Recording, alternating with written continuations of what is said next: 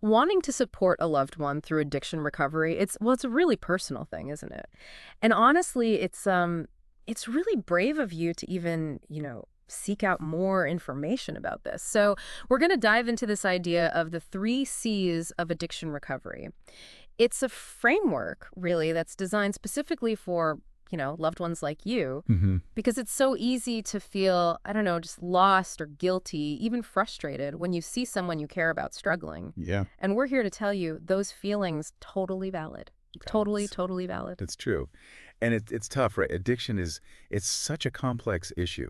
Yeah. And it often leaves loved ones, feeling like they're just drowning in all these emotions. Right. And that's why this framework, this 3 C's thing, it can be really powerful because it helps kind of reframe the situation, you Yeah. know.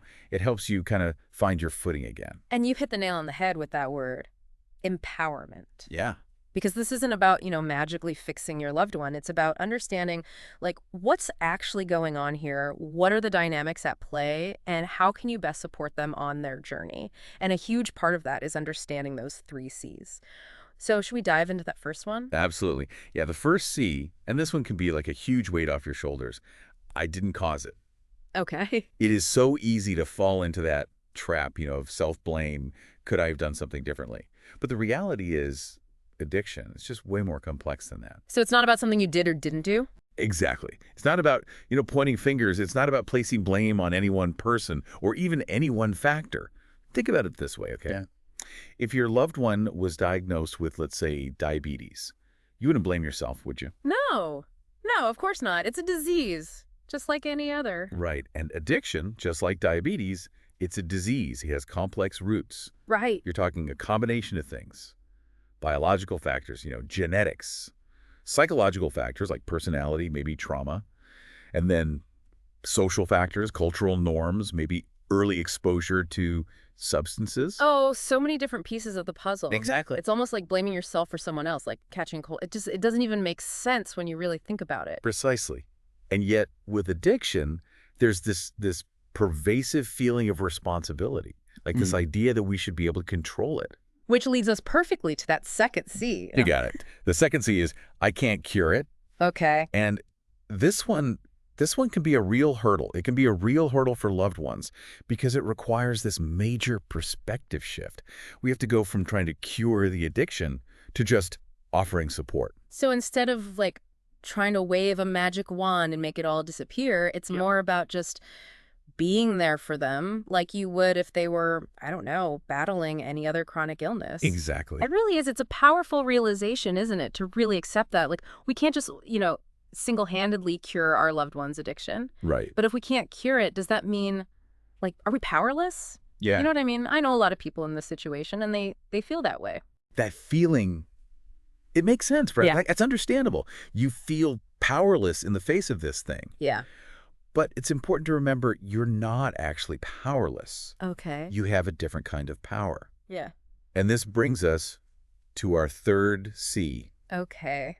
I can't control it. We can't cause it, we can't cure it, and we can't control it. That's a lot. It is. That's a lot to wrap our heads around. And it makes me think about, those friends, family members who they hear about this and they say things like, well, if they just loved me enough, they would stop. Like, Yeah. how do we even begin to address that kind of thinking? Yeah. It's a common thing to hear. But it just goes to show how deeply addiction affects the brain, Right. And when we say it hijacks the brain, we mean that literally. It literally rewires those reward pathways, making it incredibly difficult to prioritize anything else. Wow. Even the people they love the absolute most. It's like their brain is, I don't know, holding their decision-making hostage. That's not even really about willpower or love or logic at that point. Exactly. It's just not. That's why it is so important to remember you can't control your loved one's addiction. You can't force them into recovery. You can't make their choices for them, no matter how much you love them. That must be so tough to accept. It is. It is really tough. So if we can't control their actions, what can we control? You can control your reactions. You can control your boundaries. You can control how you choose to take care of yourself. Okay. And this is where that self-care piece, it becomes absolutely crucial. And I know that can feel almost impossible when you're so focused on somebody else's well-being. It's so easy to feel guilty, I think, Right. about like prioritizing self-care when your loved one is struggling. Yeah. You think, how can I possibly focus on myself when they need me? Yeah, you feel selfish, right? Yeah, That you exactly. can't pour from an empty cup. That's so true. Right. Taking care of yourself physically, emotionally, mentally, it's not selfish. It is essential. It allows you to be a source of strength for them without completely depleting yourself in the process. Okay, so what are some practical ways that someone in this situation can kind of incorporate self-care? Like what would you say to someone who is feeling just completely overwhelmed and they can't even fathom the idea of taking time for themselves? It doesn't have to be anything huge. Right. Yeah. It doesn't have to be this big elaborate thing. Start small. Okay. Maybe a 15-minute walk, a few minutes of meditation, Huh. calling a friend, listening to a favorite song, just anything that helps you feel a little bit more grounded. Small acts, big impact. I Yeah. love that. Yeah. But what about those bigger emotions, those more complex emotions? Where do those fit in? That's where seeking support for yourself can be so valuable. Yeah. Just therapy, Yeah. support groups like Al-Anon or Nar-Anon.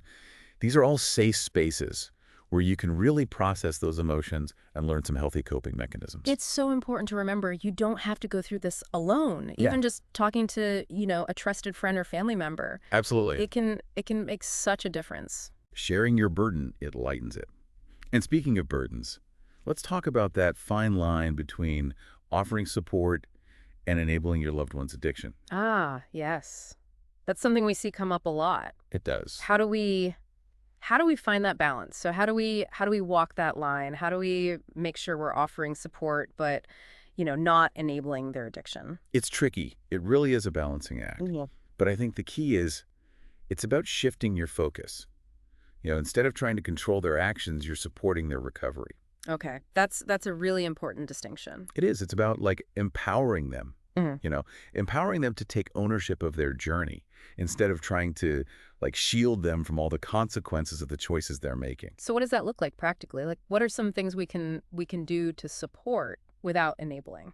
Well, it can be. Honestly, it can be as simple as just being there to listen when they need to talk or celebrating those milestones, even the small ones, maybe gently encouraging them to stick with that treatment plan. Yeah. And sometimes, honestly, it means setting some healthy boundaries for yourself. Yeah, I imagine those boundaries they're crucial for both your well-being and theirs. Oh, absolutely. Yeah. They're essential.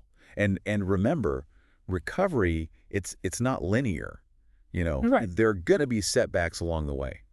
But if you can approach those setbacks from a place of understanding and compassion Mhm. rather than judgment and control, it can make all the difference. This has been, gosh, such an insightful conversation. And I really do hope, for our listener out there that it's given you a lot to think about. Mm. Before we wrap up though, I kind of want to circle back to those 3 C's one last time. Yeah.